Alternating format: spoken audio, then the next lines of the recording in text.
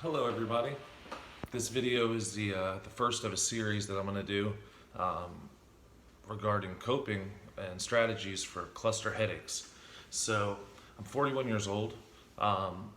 Been dealing with cluster headaches since my mid-20s. Picked up a few, over time, a few techniques and strategies have evolved, and I wanted to share those with you because they helped me tremendously. First, I want to give a shout out to Matt Fran. You may want to search his video called Must Watch Cluster Headache Splitting Injections. I found this video about 3 years ago and it was extremely helpful for me. I was a little nervous to take apart the injection and possibly lose one, but it's pretty simple. These things are expensive now. They're generic, so they're a little more affordable. If you don't have insurance, though, there's an app called GoodRx. You can get a box down here in Central Florida for about $65, which includes 2 injections, 6 milligrams. So I'm going to give you a brief breakdown of how I split these injections. If you can't get the injections, a few over-the-counter remedies that I find to be most effective. The most effective would be Excedrin. You can buy a pill crusher or just chew it up with your teeth. The more you can break it down, the faster your body can dissolve it and get it into your bloodstream. And I believe the caffeine plays a big role in why that's so effective for me. Liquid gels, ibuprofen, take too long to dissolve in my opinion, and when they do, they hit your gut, and if you weren't nauseous already, you're going to get sick from that, and that's not pleasant, and the medicine really burns tear up your esophagus, and you could feel it. But if you can't get the injections, before I discovered the injections, I had a good doctor in Jacksonville. He would give me Maxalt, which was the brand name for the rizatriptan tablets. It's another triptan, and you want the sublingual dissolvable ones. If you can't get those, you get simple tablets, and you could break them up with your teeth as well. They're awfully bitter, but better than nothing. So either triptan's great. The injections by far have been the best. I'm looking into some other alternatives that I'll be making short videos in the near future on. But for now, I wanted to show you how simple it is to take these apart. For the longest time, I was splitting them in half. Matt Fran explains how he gets 4 or 5 doses out of one. I've recently gone to splitting it into 3 doses. And last night, I had a mild headache coming on. And I want to say the sliver of medicine that was left had to be at least 1/4 of a dose, and it worked fine. And the smaller the dose, the less sick you'll feel from the medicine, like nauseous. When the medicine hits, it feels like there's a sour bomb going to go off in your stomach and make you sick. So the less medicine, the better, obviously. Okay, so I'm going to do this one time at normal speed, the way I normally do it, and then I'm going to break it down slowly, so you can see exactly how I do it. So these are the injections. They're generics. First thing I do is I take the cap off the needle. I use a PVC cutter. I have a spot on the injector that I like to cut it. A couple turns.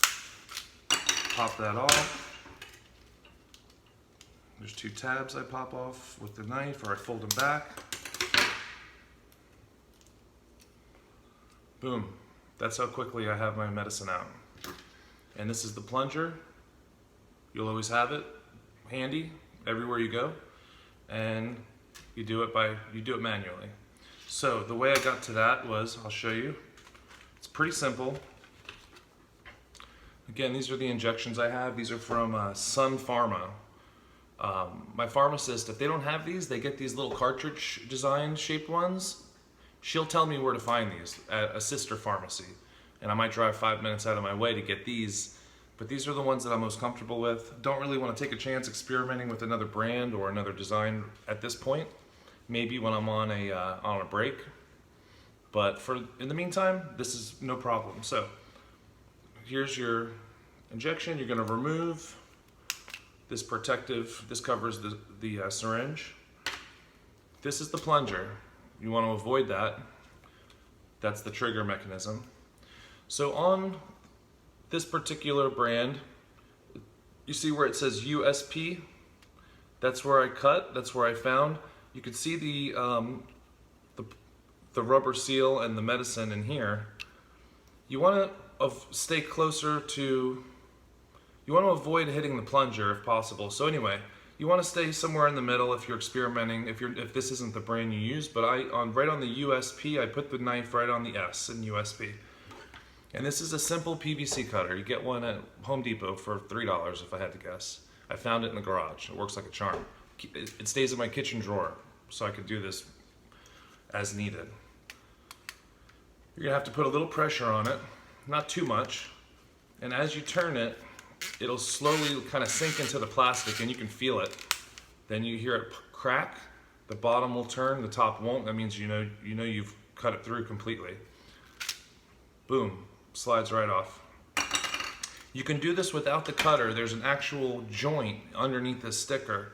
I found that more time consuming, and it was more difficult to pull that sheathing off or that cover off. You don't need to have the cutter, but it's the way I like to do it. And you don't need to use this either, but there are two tabs, one here and one on the back side. You can rip it off. I saw Matt do it recently, and I tried to do it that way to see if Matt's process would be easier, but I ended up cutting myself. Just use the knife, fold those tabs back, second cover comes off. Very simple. And then this is what you're left with. And then the last thing, you could just do it with your fingertips. There's two little flaps. They hold the medicine onto this piece. Now be careful because the medicine can slide out of this. As soon as you take this off, I fold these two tabs over like that, so the medicine won't slide out. I mean, last thing you want is this falling on the floor, breaking, or getting dirty, sticking into the floor, something like that. And then as soon as you get this off, hold your finger on here just so that you don't accidentally push the medicine out. And you put the cover on, and now you've got a protected, hopefully 5 doses, maybe 4. So that's how I do it. Another tip that I like is if I leave the house, if I think it's going to be hot, heat's a trigger for me. Typically, I just get them at night, but sometimes during the day if it's extremely hot. So this is a terry cloth, a kitchen cloth, and I'll keep the injection. I'll usually put it inside the cloth just so it has a little protection. And then, of course, you have to have your plunger to inject the medicine. And you do that by hand. You're going to inject it manually. I was injecting in my belly. I was pinching a little bit of fat in my stomach. I found that there's too many blood vessels in there. I was bruising. I was bleeding. My upper thigh has been better for that. And then while I'm waiting for it to kick in, I can kind of rub it with the palm of my hand and kind of at least feel like I'm helping the medicine get dispersed throughout my body. Also, this is subcutaneous, it's not intramuscular, so make sure you're not, I don't believe intramuscular will help expedite it. I want to say you need to pinch your skin and then make sure it goes under the skin, not into your muscle. I may be mistaken, but I think intramuscular is going to be a longer process to get it to metabolize or dissolve into your system. So that's it. It's pretty simple. I'm going to do another video about some coping strategies once I'm in a full-blown Category 5, earth-shaking headache, some rituals that have helped me, that I've kind of developed. And then I also recommend you check out clusterbusters.org, I believe. A lot of discussion about psilocybin, which is one of the things I'm also looking at that I'll be making a video on. So I hope this helped. Again, the less medicine, the better. Even a tiny amount aborted a headache last night, and I thought that was exciting, because I normally wouldn't take that small of a dose, except that's all I had left in the syringe.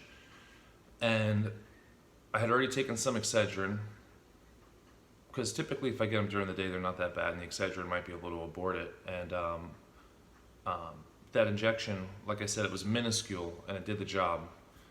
And there's no distinguishing between how effective this is. It really works well. So anyway, thank you. Email me, leave me a message. If you have any questions, I'm happy to help. Stay strong, everybody.